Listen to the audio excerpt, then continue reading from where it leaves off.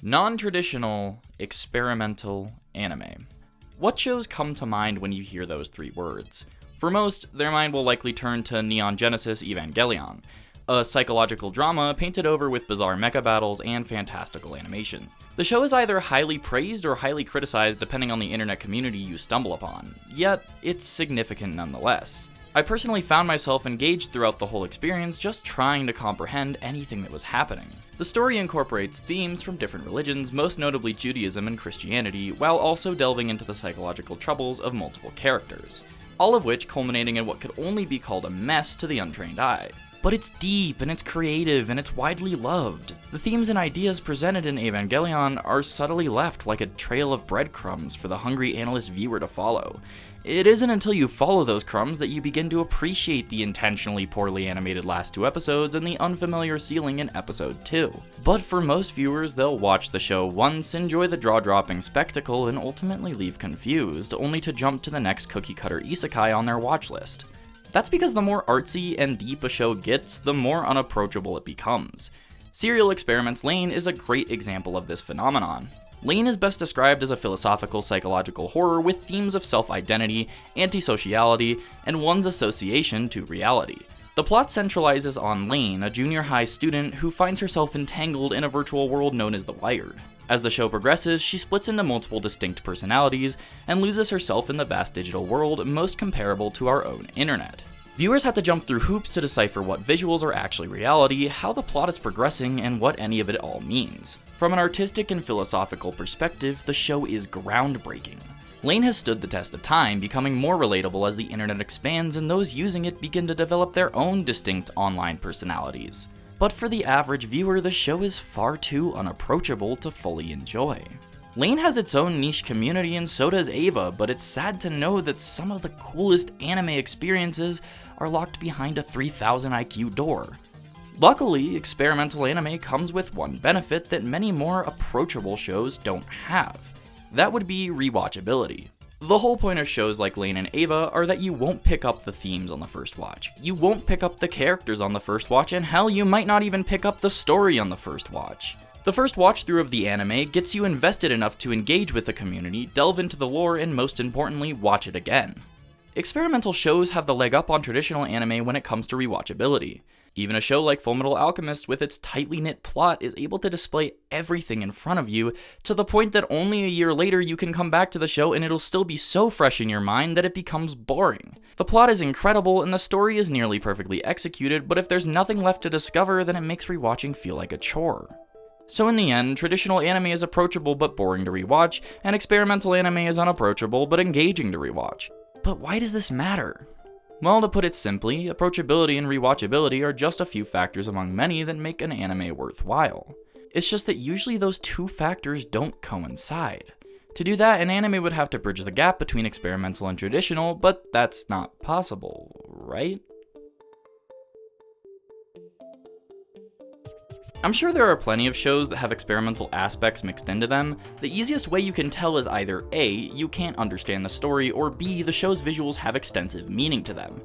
Trippy visuals are experimental on their own, but that doesn't always make a show that way. The closest I've come to finding a show that blends both experimental and traditional anime elements would probably be the Monogatari series. It uses a classic anime setting with easy to understand characters to twist the story into allegories for mental illness. Well, at least it started out that way. The weight crab is easy enough to understand, but by the time you get to vampires, you've lost me. There are a lot of hidden meanings and undertones to explore throughout the entire Monogatari series. Assuming you understand the surface plot, you can begin to explore them. But the surface plot is hard enough to understand when you mix in the watch order and extensive dialogue. This is why there's a niche of the internet that adores the show and a majority who can never get into it. Unapproachable? Yes. Hard to follow along? Not entirely. Again, the plot and setting are pretty normal. Characters have clear motives with likable personalities, but most importantly, there isn't extensive lore to understand. Arcs wrap themselves up very neatly without loose ends. You will get the full story upon a first watch through, but more watch throughs are just as enjoyable, if not more than the first. So let's check off the list here. On the experimental side, it has hidden meanings, occasionally trippy visuals, it's fairly unapproachable, and it has rewatchability. On the traditional side, it has an easy enough to follow plot, clearly written characters, and a fairly normal setting. Not bad overall. I'd say the Monogatari series is fairly balanced, but it leans closer towards experimental rather than traditional. Okay, let me compare it to another Shaft anime because apparently even after making a whole video on them, I still haven't gotten all of my fanboy out. Madoka Magica falls into the same camp of halfway between experimental and traditional, but leans a little bit more towards traditional. Let me explain. By now, any anime enthusiast should know that episode 3 flips the traditional magical girl plot on its head and transitions Madoka Magica into the dark show we've come to know and love. However, that's not what makes it experimental. The visuals are certainly more trippy when it comes to Madoka, so it gets a plus in that category of experimental. Okay. But the plot is explained extremely well with little wiggle room to read between the lines. Upon another watch through, some scenes become less shocking, more predictable, and maybe even a little less enjoyable. This is a testament to the shock and mystery behind an amazing first watch through of a show as well put together as Madoka Magica. So the show may be unique and innovative, but it certainly isn't experimental, at least in the sense where you leave with more questions than answers. But this is where Rebellion steps in. The third Madoka movie, Rebellion, takes Madoka Magica and redefines what can be done with the show. Rebellion takes the trippy visuals and morphs them into symbolism of Homura's mental state. It places plot points in front of your eyes clearly well defined and then crushes them moments later. Every character interaction matters to the extent that I can ramble about a flower field scene for hours at a time describing the extent of Homura's tipping point, and just when you think the movie has its ending, it slaps you with character growth that you had missed just by trying to pay attention to the plot of the film. Can you tell I love this movie? I've rewatched it probably more than I've rewatched anything else. Rebellion leaves you with so many unanswered questions and encourages you to go back and pay closer attention to the characters rather than the plot of the movie. Only then will it reveal its true colors. So let's check off the list for Madoka. On the experimental side, it has some hidden meanings and very trippy visuals. On the traditional side, it has a very easy to follow plot, it has clearly written characters, it's very approachable, assuming you like dark anime, and it has an, albeit dark, traditional setting for a magical girl show that is. Factoring in Rebellion, you add more rewatchability, hidden complex character dynamics, and somehow even more trippy visuals. Again, Rebellion is the closest to experimental that this show gets, but Madoka as a whole leans much more towards traditional. Alright, I think you get my point by now, so I'm going to stop rambling. You might be asking, what gives? Is it really impossible to combine experimental and traditional elements into a show without leaning one way or another?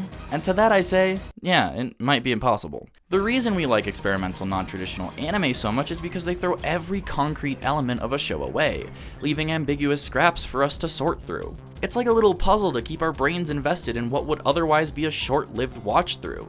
As traditional elements get sprinkled back into experimental anime, you end up losing the charm of experimental anime altogether. And as experimental elements get sprinkled back into traditional anime, the understandability of the plot is likely to suffer because of it.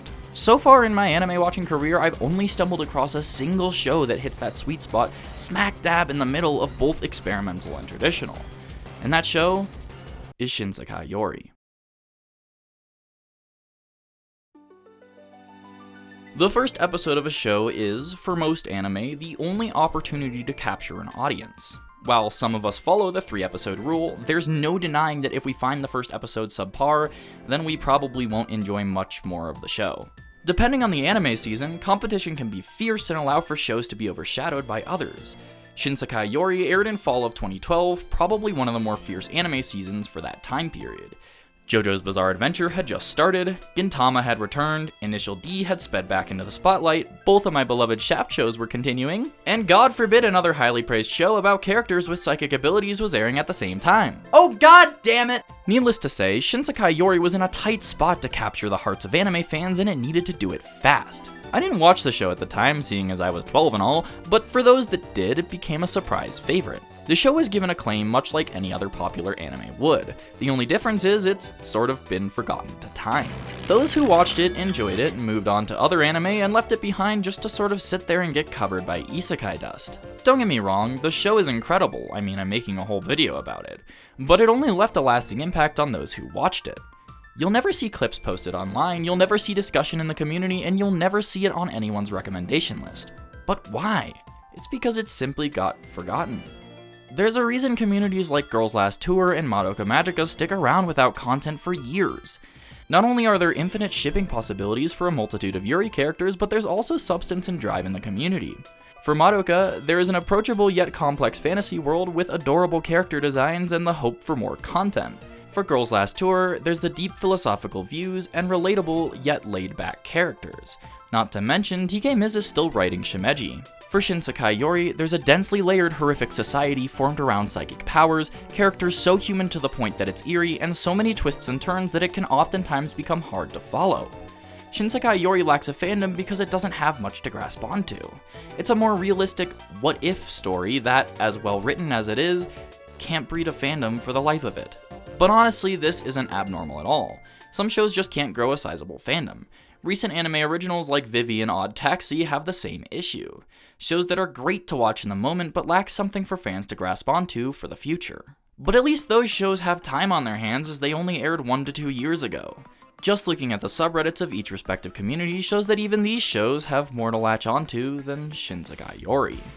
As we come around the bend 10 years after airing, Shin Sekai Yori will continue to be tucked into the corner of obscure but good, which is a real shame. I guess it's a good example of how popularity and enjoyability don't always line up. If the numbers aren't there to represent a show, the fandom won't grow. And it's highly likely that the few people at all invested into the show were those who initially watched it when it aired back in 2012. So I've decided right here and now that I will make it my duty to convince you to watch this spectacle of an anime before it's forever lost to time. Hello all you anime analysts and manga maniacs, my name is Nyaanachi, and today we're taking a gander at From the New World, better known as Shin Sekai Yori. Imagine a world where psychic powers reign supreme. Naturally, if you're an anime fan, your mind will likely wander towards something like Mob Psycho 100. And while you're right that the show mentioned has absurdly powerful PSI users, it doesn't depict a society in which everyone is burdened with psychic abilities. I'm talking about every single person, not just a special few who live with psychic powers in their everyday lives. On a surface level, it's quite simple to imagine, but there's a darkness that is often pushed aside in favor of the image of a happy society. We fail to imagine the temptation to overpower others, the discrimination between those with and without powers, and the possible consequences of psychic abilities both on the person and on the environment. This is the idea that Shin Sekai Yori touches upon. Shin Sekai Yori takes place in the far future, 1,000 years after the first awakening of psychic powers, known as Kantus. There, we already see a society that has adjusted to the change. Not only have they managed to make sure that everyone awakens psychic powers, but they also have seemed to regress in many aspects of life. Technology as we know it has been limited to electronic libraries and basic electricity. Transportation is on foot or moat, limited to the village and its surrounding waterways. Obviously, psychic powers would negate the need for some forms of technology, but it is a bit surprising how far the society has regressed. However, there is a good reason for it, which the anime explores later. The story follows 5 main characters as they grow up in this society. Aonuma Shun, the incredibly talented and charming young boy with a bright future, Akizuki Maria, the quick-tempered sweetheart who looks out for others, Ito Mamoru, the anxious yet intelligent young boy, Asahina Satoru, the cool-minded troublemaker, and lastly, Watanabe Saki, the girl who was late to develop her psychic powers and can't help but question aspects of the society she lives in. The show's present is actually a tale from the past as Saki narrates from the future. This plays back into the title, which translates to From the New World in English, indicating that Saki is narrating from the New World in a society hopefully much better than the one depicted in the show. While the story mainly focuses on Saki, all 5 of the characters play an integral role in her development. The show is split into roughly 3 sections of the main character's life, starting off as children, into the teenage years, and finally into adulthood. While it is typically difficult for a series to tackle multiple ages within a character's timelines, Shin Sekai Yori excels in this aspect. In fact, without each stage of growth, much of the character development would be lost. In their childhood, the children discover truths that they shouldn't and deal with situations far beyond the scope of their age. During their teen years, they witness what psychic powers really entail and how unfortunate the outcomes of having them can be. Then, during adulthood, they uncover how messed up their society is run and the consequences of past village actions. While sections of the show are distinct in their own way, they each play back into the driving central plot of the story. That is, Watanabe Saki's experience growing up in Kamisu 66, her home village. From episode 1, there is this unplaceable eeriness that can't be quelled. From the reactions of Saki's parents when she develops her powers to the rumors that children spread about trickster cats coming for them, you can already tell that something isn't quite right. Sacred barriers are set up to limit travel outside of the village, secrets are deliberately kept from children that don't graduate from Harmony Elementary disappear, and while that all seems mysterious, I have to warn you that disappearing children are the least of your concerns. The show divulges into much darker territory as it progresses. It displays the consequences of being gifted with power and the lengths that the town will go to eliminate threats. The plot isn't quite that dark on the surface, but the more you think about everything you learn, the more the darkness makes itself known. Most notably, Saki's adult years are by far the worst the show has to offer, during which she deals with the consequences of the town's past actions and her own. Then, in the last episode, a twist is revealed that causes you to further question the morality of those in power. The village's powerhouse is made up of two committees that reign supreme. The Education Committee, responsible for the upbringing of children, and the Ethics Committee, responsible for upholding the Code of Ethics, a set of strict rules that keep the town flourishing. While it seems like there would be bigger threats in a world with psychic powers, those who dwell in Saki's hometown, Kamisu 66, are more afraid of their own children than anything else. While the committees work in tandem to keep all eyes glued to the children, there seems to be an exception of sorts for our 5 main characters. Memory wipes and disappearances are common among children, and it's only a matter of time before someone slips up and gets punished. However, regardless of the forbidden knowledge they gain or the trouble they get into, our group of main characters seem to slip by with ease. Saki, Shun, Mamoru, Maria, and Satoru, the children that make up Group 1 of Sage Academy. By understanding the world at a young age, perhaps they suffer a fate far worse than what any punishment could have offered them.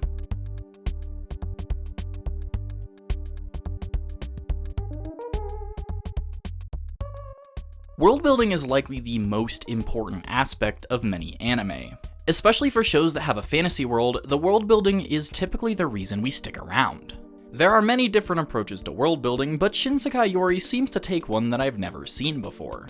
Shin Sekai Yori takes a hands-off approach to worldbuilding while also plot dumping and explaining a lot more than you think it should. You're thrown into a fictional world where your only point of reference are the characters you first meet. Flashbacks contribute a sliver of context, while the interactions involving the main cast do the majority of the talking. Within the first 3 episodes, you gain a sense of what the world is like through the class lessons of Group 5, the environment around them, the odd creatures, and the ways in which the psychic powers work. Oftentimes, words like Minoshiro are thrown around, and you have to become content with your still very vague understanding of everything. Bits and pieces are thrown at you here and there, and nothing is ever covered fully or explained later on. This style of worldbuilding heavily relies on your interpretation of context clues. It allows you to become curious, increasing your entertainment, all while you stay utterly hopeless trying to place the jigsaw together. Which is great! Personally, this kind of worldbuilding is what I love most about experimental shows, but this becomes a problem when an anime is less ambiguous in meaning.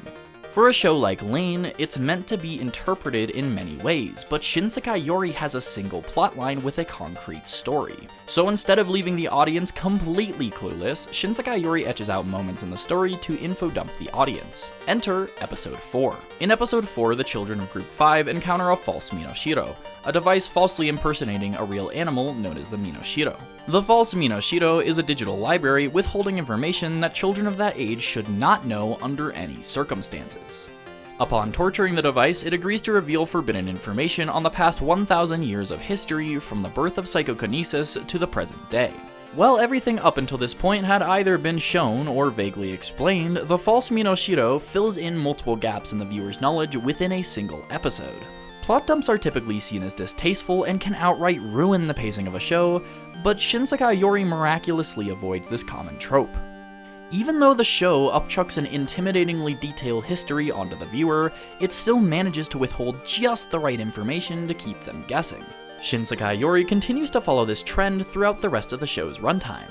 The vast majority of worldbuilding is done within the context of the story and the interactions of the characters. However, the rest of the world building is thoroughly explained to you at the right time within the plotline. Plot dumps aren't as common later on as you begin to understand the material better. The show instead opts to use dialogue between characters and within committees to explain the context. Dialogue was always a large part of the show, but I feel it wasn't used as much towards the beginning of the show. Whereas actions and visuals did a lot of storytelling before, dialogue does much more of it once the show nears its latter half. To me, the world building feels as though your patience is rewarded. So much is held back from you, so your inquiries grow, but unlike more experimental shows, Shin Sekai Yori throws you a bone by actually answering your dying questions. With that being said, the plot dump doesn't feel like a plot dump. It feels like plot-heavy details that your eyeballs wouldn't naturally pick up. Details that necessitate a thorough explanation. Shin Sekai Yori also manages to leave out just enough details to keep you thinking about everything that hasn't been explained. The foreshadowing by the narrator version of Saki, the strictly visual scenes, and the detailed human emotions of every character really leave you second-guessing everything you learn. The best way to describe this style of world building is discovery, and no, I'm not referring to the album by Daft Punk. You will spend time searching and discovering knowledge for yourself. Some is given to you, while much is not. Be comfortable with the unknown and pay attention to the episodes in front of you. While it is easy to miss things, it's incredibly rewarding to discover something new. Stick with the plot and I promise you that you will enjoy every last second of Shin Sekai Yori. The characters in Shin Sekai Yori are anything but average. While none of them will pop out to you as distinctly special in personality or characteristics, they make up for that in the remarkable way that they show humanity. Shin Sekai Yori uses human nature as a catalyst to drive the story forward. You see this theme within the history of the society's evolution, tales of past horrific tragedies, and the laws that the citizens of Kamisu 66 abide by. It isn't that the 5 main characters are void of personality, it's just that the flamboyant nature of anime personalities, or tropes if you will, are considerably absent. In their place is an incredibly relatable, individually distinct, diverse, and brilliant cast of characters, all of which show incredible humanity. If you want a glimpse of what I mean, just look at scenes like Tomiko Asahina's flashback when facing an ogre, Saki's parents in any conversation about her powers, and Mamoru's breakdown when he feels as though they've dug too deep into a situation. The more you understand the complex relationship that Kamisu 66 has with Kantas and its citizens, the more you pick up on these emotionally tense cues. So while the viewing experience is already intense, it becomes even more so upon a second watch through where you really begin to unfold the humanity out of the characters. Yet through it all, there is one character that shines brighter than the rest of the cast. Watanabe Saki is likely the strongest female lead I've ever seen in any form of media, period. And I know that's a high bar to jump, but I hope you'll understand what I mean after watching. Right off the bat, Saki shows her remarkable intellect by questioning her surroundings relentlessly in the first episode. As the summer camp arc progresses, you witness her tactical skills in practice as she manages to maneuver out of predicaments without the use of powers. She is shown to be both mentally skilled and acutely aware. As the children come back to school from the camp, many of them are scarred from the unexpected traumatic experience. Satoru, Maria, Shun, and Mamoru all show signs of trauma that is likely to linger. While Saki also shows trauma, she manages to bounce back from it fairly quickly. While this should be a dead giveaway that Saki is cold and uncaring, she's actually the opposite. She reacts to horrid situations with tears and despair, but knows that being mentally strong is a trait needed to keep herself and others held together. Her inherent ability to deal with trauma and bounce back to a normal state of mind is what propels her to push forward. This makes Saki both an incredibly relatable character and also a role model. Her attachments towards others are real and strong while she tries to be the glue that holds everyone together. All of the students that make up Saki's group are also necessary for her to keep the sanity she has. Just because Saki is stronger than the others, it doesn't mean she can get by without them. Satoru and Maria, in particular, do a stand-up job comforting Saki when she needs it the most. That's probably why I like Saki so much. She's not displayed as a strong and brave character with impressive powers to protect her. She's not portrayed as this cold, inhumane monster whose strength comes from ignorance, and she's certainly not placed on a pedestal of what a peak fictional female character should be. Saki is human. Saki is loving and caring, but also forward and realistic. She's emotional, but doesn't let it stop her from making the right decisions. She has powers, but they're average and used strategically. Every key moment in the story questions Saki's tenacity, yet she's able to persevere nonetheless. Saki isn't some special main character of a hero's story. She just happened to be a person who landed in a difficult situation. Realistically, anyone could have been placed in Saki's position, but the fact that it was her made all the difference.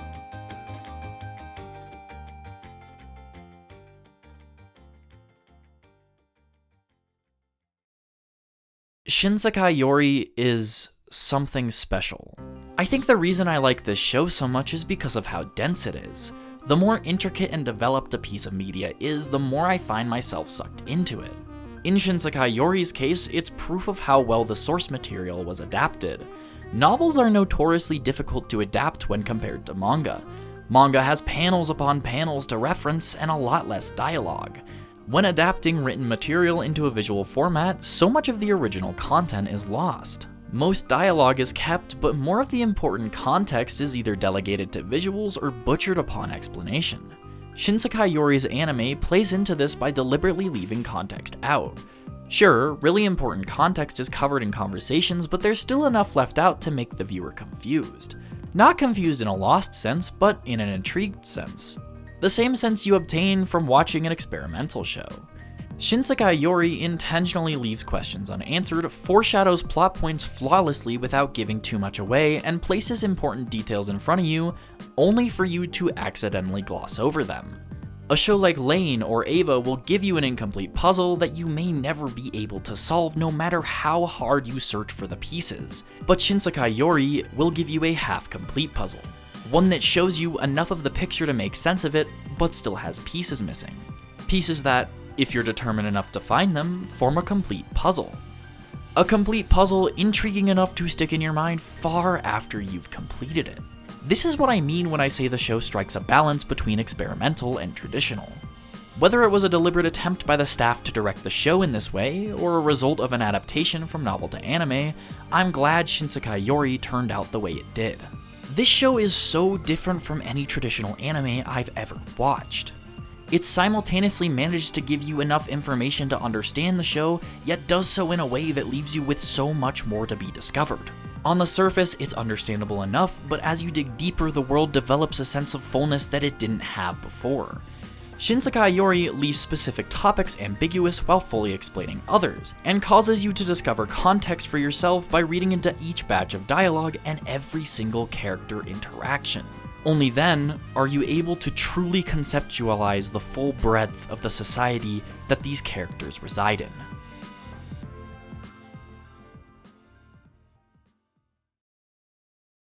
Shin Sekai Yori is written by Yusuke Kishi, was animated by A1 Pictures, and is licensed in the US by Sentai Film. Hello everyone, post-production Nyaanachi here, and I just wanted to tell you that I lied to you. Unintentionally, of course, because I wrote this script a while ago, and I don't know if it was the case at the time, but it certainly is now that Shin Sekai Yori is no longer available for purchase on Sentai Filmworks' website. I have no clue if they're still the licensor of it or not, because I can't find any information about them losing the license or letting it expire, so that's something I'll have to find out later. All I know is that they don't sell it on their website anymore, and copies are going for $80 to $90 on the internet right now, so yeah, I don't recommend purchasing it anymore. I did, if you could. I bought it back in the day for like $25. I'm really sorry, guys. I just had no reason to be concerned whether or not the licensor still had the license to it, because I just assumed that Sentai Filmworks, after all these years, would still have the license to Shin Sekai Yori, but maybe it being off of High Dive would have been a good giveaway that they didn't have the license anymore. So anyway, back to the video. Just go watch it on Crunchyroll or something. Works. You used to be able to watch it on High Dive back in the day, but sadly that's no longer the case. Crunchyroll has the original broadcast version available for streaming. Otherwise, you can find the anime wherever you sail the 7 seas. Sentai Filmworks also has banger sales every once in a while, so you may even be able to pick up the Blu-ray for under $25. I personally haven't read the original novel, so I can't speak for it, but it's licensed by Kodansha. There's also no official English translation of it, and it's very difficult to find the fan translation. If you happen to look for the novel and find the manga instead, I wouldn't recommend reading it. I've been told that it heavily differs from the anime, which can be good, but in this case is very bad. I can't stop you from reading it, but I'm certainly not going to. With all that out of the way, now I want to hear from you. Have you seen the show? Did you like it? If you haven't, would you watch it? Is there any other show that you feel may have some experimental elements sprinkled in? Let me know your thoughts in the comments, because if you haven't noticed already, I replied to almost all of them. And when you're done here, if you still want more, head over to my second channel where I uploaded some extra content that I cut out of this video. This anime is really dear to me, so if you insult it, I'll never forgive you. Okay, thanks, bye.